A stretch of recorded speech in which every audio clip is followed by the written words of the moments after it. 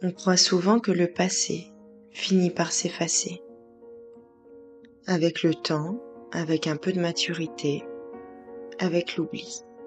Mais non. Le passé ne disparaît pas, il s'imprime et il ressurgit.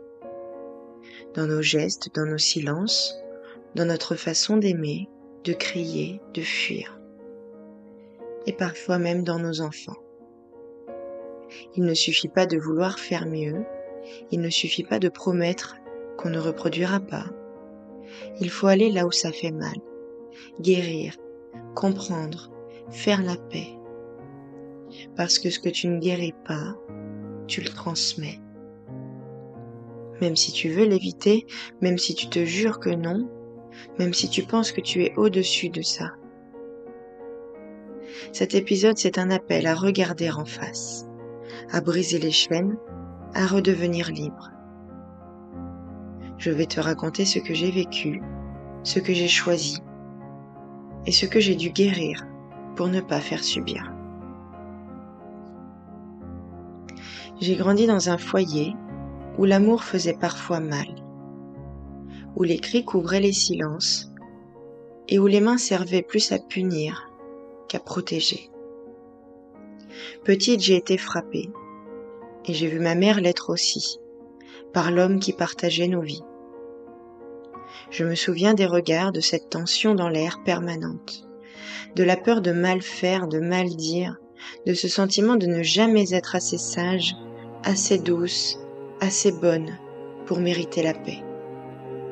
Je me suis longtemps demandé si c'était ça, aimer. Si c'était normal de trembler quand une porte claque, de s'excuser même quand on ne comprend pas pourquoi, d'avoir mal mais d'appeler ça la famille. Et un jour je me suis fait une promesse. Je ne ferai jamais subir ça à mes enfants. Jamais. Mais la vérité c'est que c'est pas aussi simple.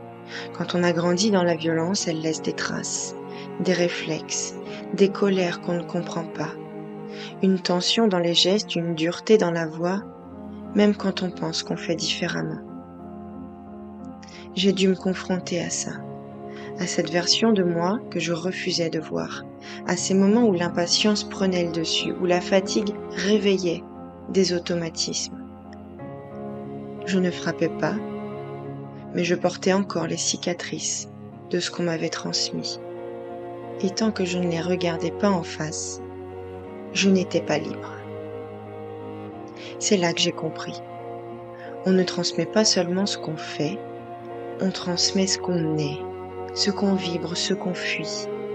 Si je voulais vraiment faire autrement, il ne suffisait pas de vouloir bien faire, il fallait guérir. Pas pour excuser, pas pour oublier, mais pour ne plus transporter avec moi ces chaînes invisibles. Et surtout pour ne pas les passer à mes enfants. Alors j'ai commencé un chemin de réconciliation avec ce passé, avec l'enfant que j'ai été, avec la femme que je suis devenue.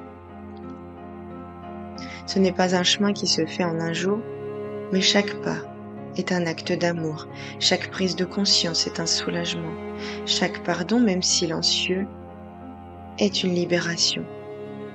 Aujourd'hui, je sais que je ne suis pas mon histoire, je suis ce que j'en fais. Alors tu peux te dire, moi, je ne reproduirai pas.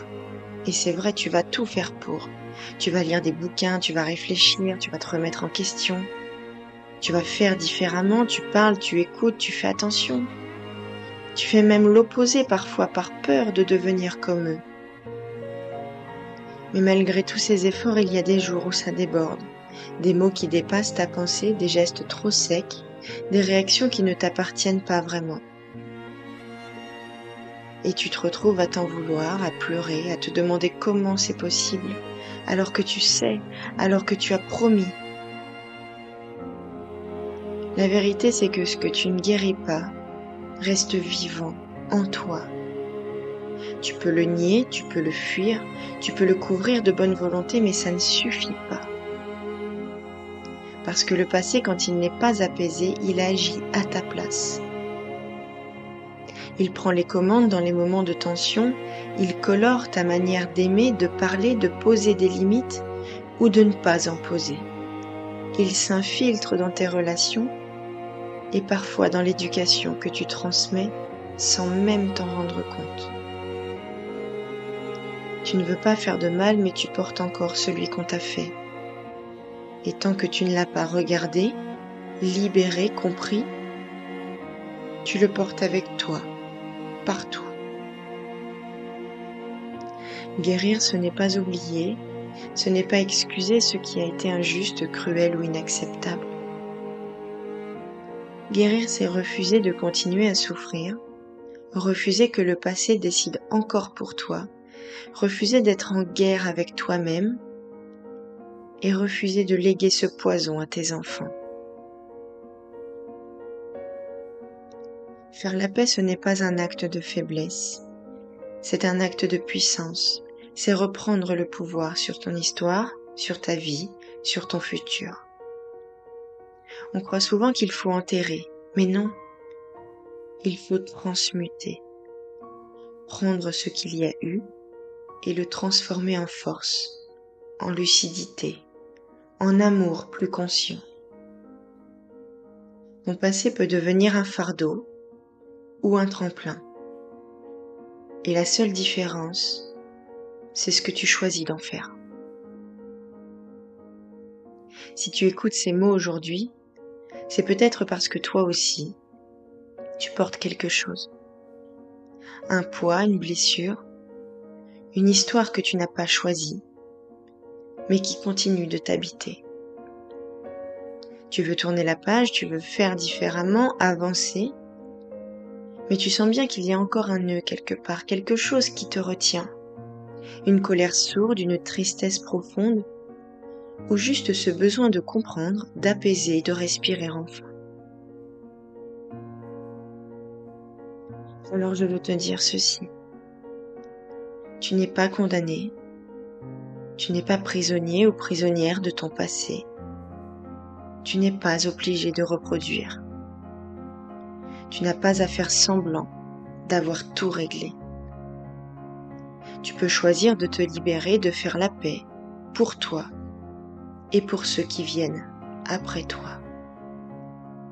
Pas à pas, à ton rythme, avec bienveillance et sans avoir à tout porter seul. C'est pour ça que j'ai créé l'audio Réconciliation. Un audio d'hypnose pour t'accompagner dans ce processus. Un moment pour t'alléger, déposer, comprendre. Un espace de transformation doux, profond et sécurisant. Un rendez-vous avec toi-même pour ne plus fuir et enfin changer de direction. Tu peux l'écouter depuis la bibliothèque. Améliorez-vous. L'accès est simple, illimité et libre. Et si tu ressens que c'est le bon moment, alors je t'invite à t'y connecter aujourd'hui. La bibliothèque est disponible sur mon site internet amelieduclos.fr. Ce que tu ne guéris pas, tu le transmets. Mais n'oublie jamais. Ce que tu guéris, tu le transformes en force. Et cette force-là, personne ne pourra jamais te l'enlever.